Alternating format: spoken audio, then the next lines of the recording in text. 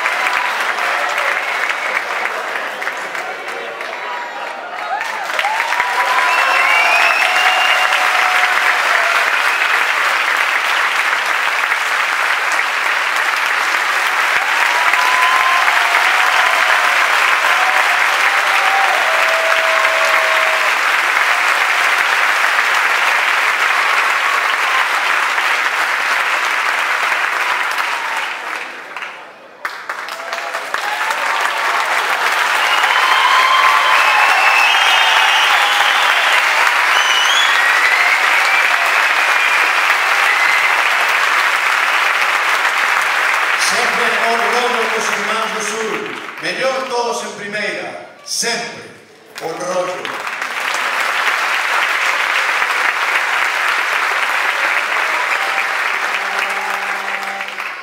Xa son un pouco deportivistas estos. Eran divertidas aquelas discusións na furgoneta. Bueno, cambiaron as tornas varias veces, non? Dían xo que levaron a peor parte, bueno. A peor parte sempre a levan os seareiros, e os lambóns que non son seareiros eses levan a mellor parte sempre. Pero bueno, tócame presentar a seguinte peza.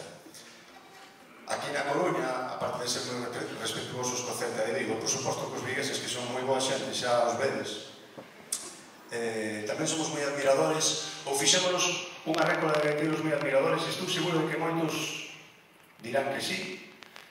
Desa maneira que inventou Pintos de facer as xotas. Hai unha especie de... bueno, as xotas en Bergantiños chamanse maneos, pois hai un xeito diferente de facer as xotas que inventou este tipo e que a nosos coruñeses nos parecían enrevesadamente maravillosas.